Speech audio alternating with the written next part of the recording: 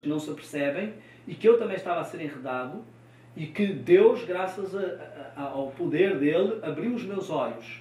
Eu vejo essas pessoas afogarem-se nessas situações. Então eu não tenho que pensar se eu sou ou não sou quem tem que fazer ou não tenho, ou tenho que deixar de fazer. Eu só tenho que fazer alguma coisa. Mas você acha que você ainda é um dos poucos pregadores de um adventismo puro e os outros pregadores da igreja não? Quer dizer que existe algum problema de autoridade na liderança da igreja? É mais fácil projetar a culpa. Nós não temos um problema com a liderança, nós temos um problema como um todo. Todos nós temos um problema, a todos os níveis. Nós somos um corpo. E quando alguma parte do seu corpo está doente, não é só essa parte que vai para o hospital. Quando alguma parte do seu corpo está doente, não resolve nada você pensar de forma isolada. E o inverso, muitas pessoas acham que só elas é que estão bem, que o resto da igreja está mal, que existe uma apostasia tremenda. Então, mesmo que eu seja o dedo mindinho e só o dedo mindinho está bem e o resto do corpo esteja todo doente, não serve de nada, não adianta cortar o dedo mindinho e isolá-lo do corpo, ele vai morrer. Então, a solução, a única chance do dedo mindinho é que o corpo se recupere. Ele não pode ser amputado. Deus quer salvar o corpo. Ele não quer salvar apenas indivíduos. Ele tem a sua igreja, chamou de esposa, então ele não quer só uma parte dessa esposa. Ninguém quer casar só com uma parte dessa esposa, não é?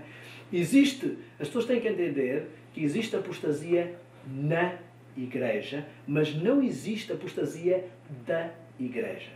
Nós temos que abraçar a igreja, sem abraçar a apostasia, e virar as costas à apostasia, sem virar as costas à igreja. Eu, pessoalmente, não acredito em reavivamento e reforma fora da igreja organizada.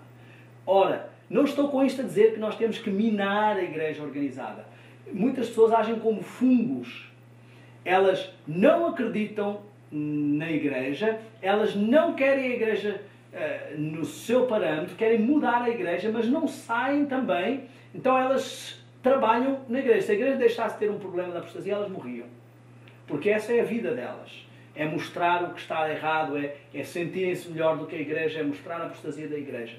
Esse não é o meu foco. Se Deus fosse deitar fora a igreja por ela estar imperfeita, ele não teria igreja.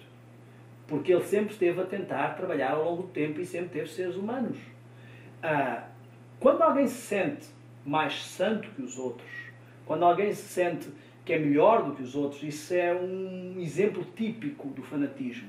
Eu só tenho que abandonar a igreja, ou isolar-me, ou achar que os outros não estão a fazer o trabalho, que eu sou melhor, se eu não me comparar com Cristo. Porque quando eu comparo a minha vida com Cristo, então, mesmo que eu sinta que estou um pouco à frente de alguém em alguma coisa, eu estou muito diferente e distante de Cristo, então eu não tenho nada de que me vangloriar ou de que me sentir melhor. O meu objetivo não é criticar a igreja. Muitas pessoas se servem das minhas palestras como arma de arremesso. Há muitas pessoas que usam as palestras como argumento para dar na cara dos outros, para obrigar os outros.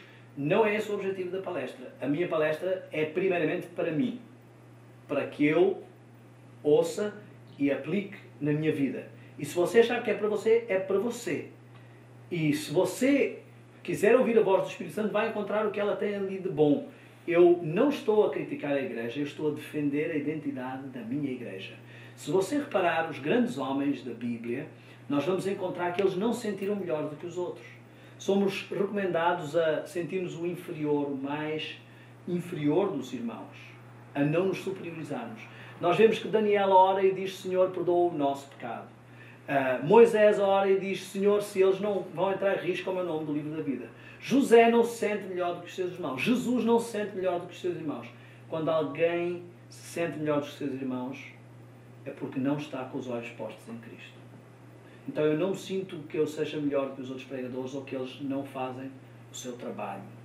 Eu sinto apenas que eu não posso ficar calado e deixar de testemunhar aquilo que Deus me tem mostrado e que tem ajudado na minha vida e que tem feito por mim. Bom, me diz uma coisa, você disse então que você defende a identidade da tua igreja. Então, qual é a identidade da igreja?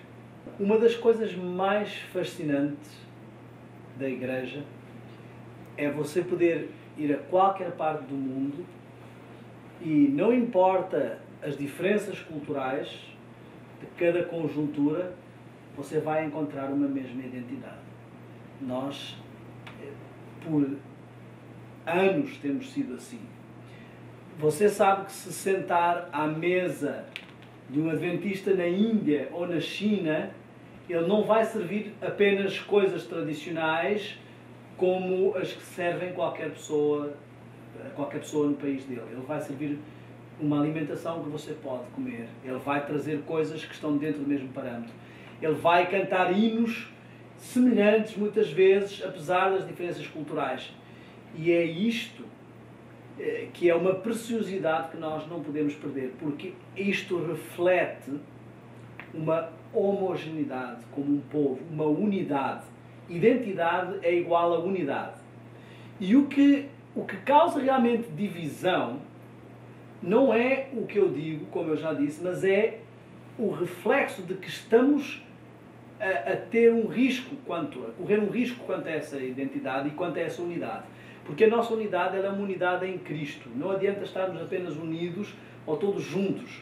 Na Torre de Babel as pessoas estavam unidas. Deus trouxe uma certa divisão, porque unidade sem Cristo, unidade sem Deus não interessa para nada.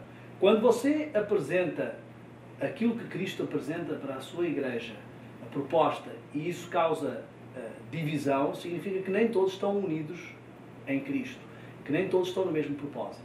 Então, essa identidade global, ela está a correr risco. Você pode até decidir não ser vegetariano.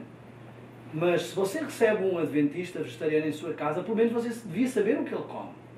Porque isso faz parte de características que o adventismo costuma ter, não é?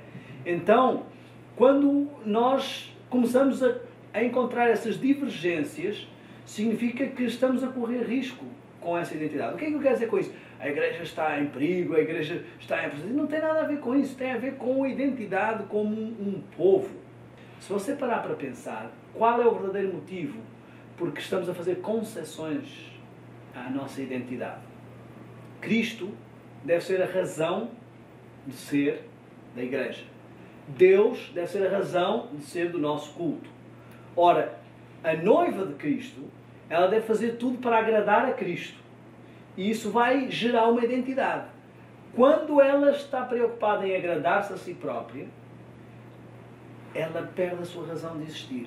Eu não estou a falar da igreja instituição, porque a igreja instituição não é a que está a agradar-se a si própria. É cada membro em si que tem que se colocar como noiva de Cristo e se preocupar